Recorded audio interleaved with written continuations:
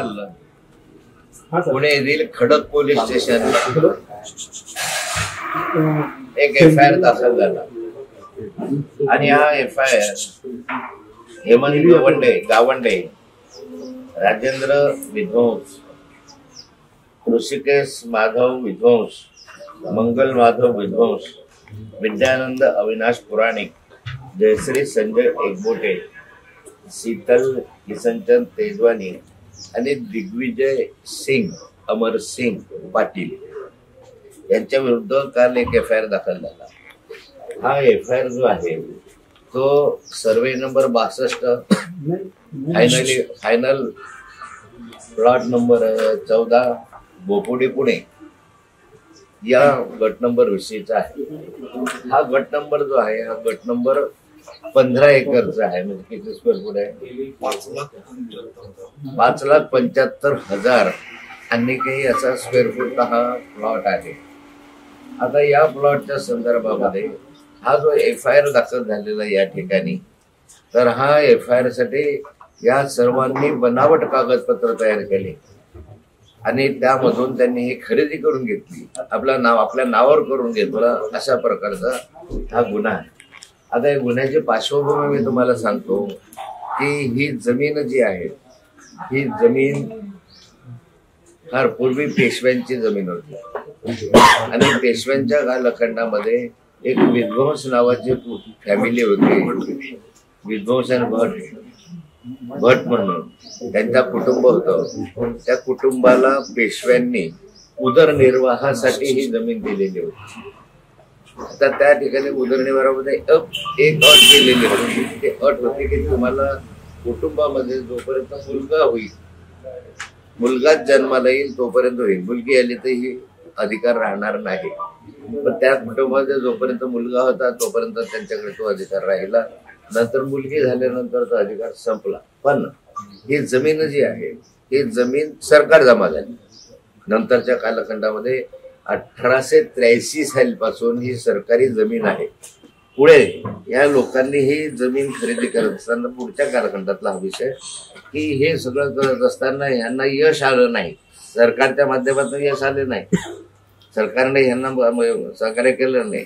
दरम्यान ही फाईल जी आहे मधल्या कालखंडामध्ये सरकारकडे, मला वाटतं महसूल मंत्री कोण होता मला आठवत नाही, त्यांच्याकडे आल्यानंतर त्यांनी त्या जमिनीला स्टेटस को दिला.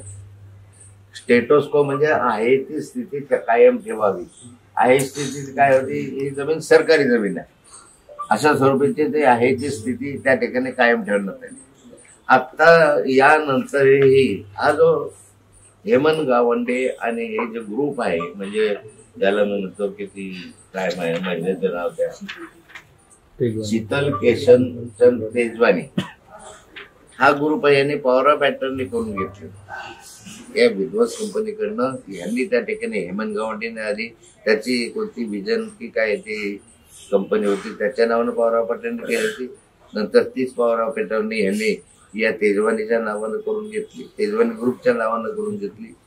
आता या ग्रुपच्या नावानं करत असताना त्यांनी परत तहसीलदार येवले म्हणून त्या ठिकाणी आहे खडकपाड्याला, त्या खडकपाड्याच्या तहसीलदारकडे अपील केलं की हे आमची पॉवर ऑफ अटर्नी, आम्ही याचं कूड आहोत आणि हे आम्हाला कूड म्हणून आम्हाला ही जमीन परत देण्यात यावी.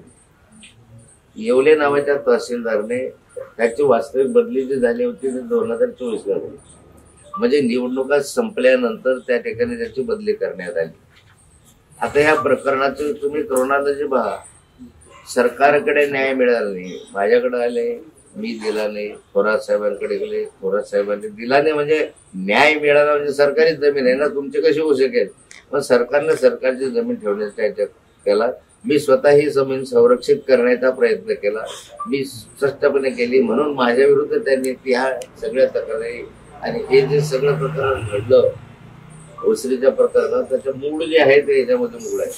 कारण ह्यांना कुणालाही मी थारा दिला नाही. नंतरच्या कालखंडामध्ये कुणीही थारा दिला नाही. म्हणून यांनी या ठिकाणी मग पद्धतशीरपणे या 2024ला मला संशय आहे की मुद्दामहून या येवले नावाच्या तहसीलदारची कोणीतरी बदली करून आणली. तर मी काल असं म्हटलं की प्रत्येक जण नाहीच म्हणणार आहे, परंतु यामध्ये जर सत्यता शोधायची असेल तर ते जे दोन लोक आहेत, मुख्य दुय्यम निबंधक खरेदी आणि दुसरा जो आहे तहसीलदार, या दोघांचे जर तुम्ही नार्को टेस्ट केली तर ते सत्य बाहेर येईल. नाही तर पोलिसांसमोर त्यांना नेलं आणि पोलिसांना विचारलं तुमच्यावर कुणाचा दबाव आहे का, कुणी तुम्हाला सांगितलं का, अजितदादांनी सांगितलं, एकनाथ खडसेंनी सांगितलं, तो कशाला सांगणार आहे? तो कसं सांगेल यांच्या विरुद्ध की हो मला फोन आला तर बरं? असं होऊ शकत नाही. नार्को टेस्ट शिवाय त्याचं सत्य बाहेर येणार नाही. अजितदादांनी बरोबर सांगितली भूमिका, त्यांनी सांगितलं की माझा नाही संबंध, पण अजितदादांना हे माहिती होतं. 3-4 महिने आधी त्यांनी अशा स्वरूपाचे व्यवहार करू नये असं त्यांनी सांगितलेलं होतं. पण सत्यता तपासायचं असेल तर काही कागदपत्र बघू नका, काही पोलीस चौकशी करू नका, या दोघांचे नार्को टेस्ट करा. आपण असल्यास देवेंद्र फडणवीस कारवाई करणार आहे, अहवालामध्ये दोषी असल्यास देवेंद्र फडणवीस कारवाई करू. माझी अपेक्षा अशी आहे की हे जे प्रकरण आहे हे महाराष्ट्राच्या विधानसभेमध्ये मी विरोधी पक्ष नेता असताना हेच प्रकरण जसे ते तसे महाराष्ट्राच्या विधानसभेमध्ये मी मांडले होते. आणि मग माझ्यानंतर देवेंद्रजींनी सुद्धा हेच प्रश्न आणि हेच प्रकरण महाराष्ट्राच्या विधानसभेमध्ये त्यांनी स्वतः मांडलेले आहे. आता त्यांनी स्वतःच जे मांडलेले आहे त्यांना याची पूर्ण माहिती आहे. त्यांनीच विधानसभेमध्ये म्हटलं होतं की सगळे व्यवहार बेकायदेशीर आहे, या व्यवहाराच्या फौजदारी गुन्हे करावे माननीय देवेंद्र फडणवीसांची आणि माझी मागणी होती. आता मला असं वाटतं ते स्वतःच मुख्यमंत्री आहे, आता कारवाई त्यांनीच केली पाहिजे. मुळामध्ये 2015ला जो आम्ही FIR दाखल केला होता, माझ्या सूचनेनुसार डीनने जो दाखल केला होता त्यावेळेस कारवाई झाली असती तर कुठलं रामायण घडलंच नसतं. म्हणून एक हे आहे की 2015च्या फौजदारी गुन्ह्याची दाखल करून हा सेम गुन्हा सेम FIR त्याच कालखंडामध्ये केलं. फक्त सुधारणा एवढीच आहे की जमीन त्यांच्या नावावर झाली आणि त्यांनी ते विकली.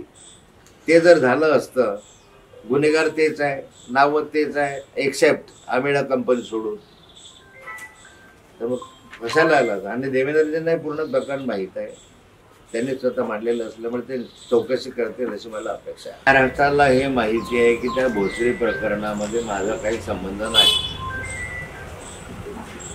आज या क्षणापर्यंत तरी सगळ्या चौकशांमधून निर्दोष आहे, कुठलाही आक्षेप माझ्यावर आलेला नाही.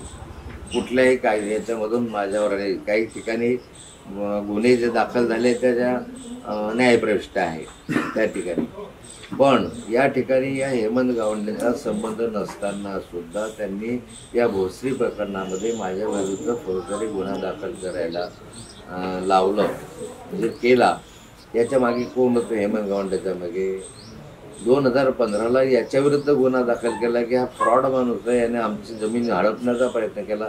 सरकारी तुमच्या माहितीसाठी सांगतो की आज जे ब्रिटिशकालीन जमीन आपल्या इमारती त्या ठिकाणी उभ्या आहेत, ॲग्रिकल्चर कॉलेज पुण्याच्या, ह्या सगळ्या ॲग्रिकल्चर कॉलेजच्या ज्या बिल्डिंगा सहित मालमत्ता त्यांना नावावर राहून टाकली.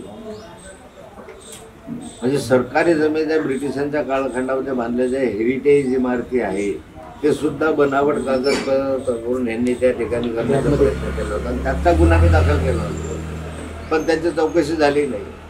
म्हणजे एकंदरीत पुण्यामध्ये जे काही सरकारी जमिनी हडप करण्याचे प्रकार चालत आहे त्याचे राजकारणाशी घनिष्ठ संबंध असल्याशिवाय हे प्रकार होऊ शकत नाही.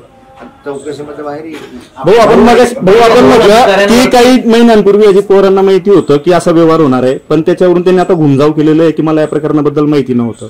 दुसरीकडे देवेंद्र फडणवीस असं म्हणतायत की ज्यांना FIR कळत नाही ते पण पार्थ पवारांचं नाव घेत आहेत. ते एकंदरीत दोघांची जे आपण म्हणणं आहे तो कुठेतरी पार्थ पवारला पाठीशी घालतंय सरकार असं वाटतंय आपल्याला. नाही, हे आहे त्या ठिकाणी की ज्यावेळेस ते म्हणतात आता हा चौकशीचा भाग असू शकतो, ते म्हणतात ज्यांनी सह्या केल्या त्या ठिकाणी ज्यांनी व्यवहार केला ते दोषी, पण हा व्यवहार कंपनीसाठी केला, हा त्यांनी व्यक्तिगत एकासाठी व्यवहार केलेला नाही आहे. हा जी अमेडिया कंपनी आहे त्याच्यासाठी केला आणि त्याच्यामधले 3 मुख्य पार्टनर आहे, त्याच्यामध्ये पार्थ पवार 99% पार्टनर आहे. पण या ठिकाणी असं आहे की याला संशयाला जावे की पार्थ पवारला वाचवण्याचा प्रयत्न होतो. भाऊ, भोसरी प्रकरणामध्ये ज्या पद्धतीने तात्काळ निर्णय घेतलेले होते त्या पद्धतीने जर आता जर बघितलं तर 2 अधिकाऱ्यांना निलंबित केलेलं आहे, त्यांचा गुन्हा दाखल केलेला आहे. मात्र आता एक या सगळ्या प्रकरणाची माहिती घेण्यासाठी समिती गठीत करण्यात आलेली आहे असं बावनकुळे म्हणतायत. आणि या समितीला 1 महिन्याचा वेळ दिलेला आहे आणि 1 महिन्यानंतर समिती जी काही अहवाल आमच्या समोर सादर करेल त्या पद्धतीने पुढची कारवाई होईल असं आता नुकतंच बावनकुळेंनी म्हटलं.